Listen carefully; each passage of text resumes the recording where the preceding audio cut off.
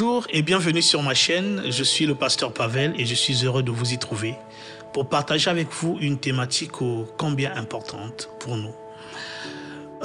Quand nous regardons les actualités, nous voyons la montée de la violence, les taux de divorce qui explosent et bien d'autres mots de notre société, et nous pouvons nous poser plusieurs questions. Et je suis sûr que vous vous êtes déjà posé au moins l'une des trois questions que je vais énumérer. La première, quel avenir pour moi, ma famille et mes enfants? La deuxième, comment vais-je m'en sortir avec ce maigre salaire quand je regarde le pouvoir d'achat qui est en train d'exploser? La troisième, que serai-je demain? Bien sûr, il y en a d'autres. Et face à ces questions, beaucoup d'entre nous sommes dans l'incertitude. Nous sommes dans les inquiétudes, dans l'angoisse du lendemain, de ce que sera notre futur, de comment nous allons nous en sortir.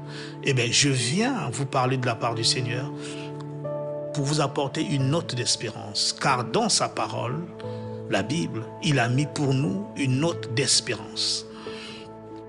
Le premier point que la Bible nous partage, c'est que ces temps par lesquels nous passons ne sont pas finalement si nouveaux et ni étonnants. Dieu les connaissait et Dieu les avait annoncés. Dans 2 Timothée chapitre 3 verset 1, voilà ce qui est écrit, je lis pour nous. « Sache que dans les derniers jours, il y aura des temps difficiles. » Donc, nous sommes là dans un texte écrit à 2000 ans qui annonçait déjà que les temps de la fin dans lesquels nous sommes seront caractérisés par des temps difficiles. Donc, que tu vives ce que tu vives n'est pas étonnant. Ce n'est pas la volonté parfaite de Dieu, mais il nous avertit que les choses seront ainsi. Maintenant, la question c'est, devons-nous nous laisser aller à la résignation? Loin de là. Dieu nous annonce ce qui arrivera, mais il a prévu un chemin pour nous en sortir. Nous le lisons dans 1 Corinthiens chapitre 10 verset 13. Il est écrit ce qui suit. « Aucune tentation ou aucune épreuve ne vous est survenue qui n'ait été humaine. Et Dieu, qui est fidèle, ne permettra pas que vous soyez tentés au-delà de vos forces. Mais avec la tentation, il préparera aussi le moyen d'en sortir, afin que vous puissiez la supporter. » Donc Dieu montre par ce texte que quelles que soient les épreuves par lesquelles vous passez aujourd'hui, vous passerez demain, il y a un chemin. Il vous montre par ce texte qu'il y a des forces en vous, elles ne sont pas au-delà de vous. Alors, quels sont ces chemins? Premièrement, il est important pour vous et pour moi de réaliser que nous avons en nous les forces nécessaires pour pouvoir passer et triompher de ces temps difficiles. Soit que nous vivons maintenant, soit que nous vivrons demain. De ne pas céder à la panique, mais d'être rempli d'assurance parce que nous avons en nous les forces. Et la deuxième clé que j'aimerais nous donner se trouve dans Matthieu chapitre 6 au verset 34. Il est dit ce qui suit.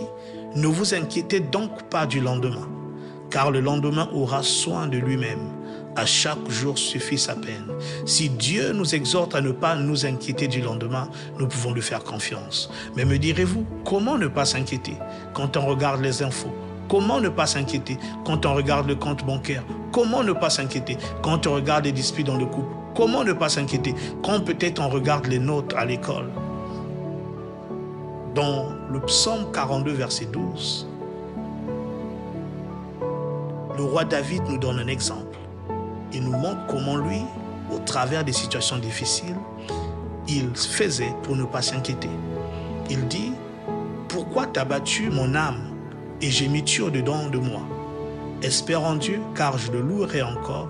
Il est mon salut et mon Dieu. » Il nous montre par là qu'au-delà de la prière, parce que si vous lisez les textes d'avant, il était en train de prier, il parlait à son âme. Voilà la clé que Dieu nous donne pour ne pas nous inquiéter. Parler à son âme. Que dire à son âme? David dit, espère en Dieu. Parle à ton âme et pousse-la à espérer en Dieu. Rappelle-lui qui est Dieu pour toi. Rappelle à ton âme que Dieu est ton Père. S'il est ton Père, il prend soin de toi. S'il est ton Père, il est responsable. Ton Père biologique ne peut pas te voir dans des situations et t'y laisser s'il a les moyens de t'en sortir.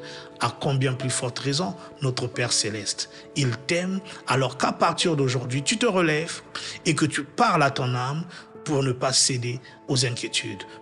Rappelle à ton âme des promesses de Dieu et tu verras que Dieu te donnera la paix et la force pour traverser ces moments. C'était le pasteur Pavel et je vous donne rendez-vous à notre prochaine capsule.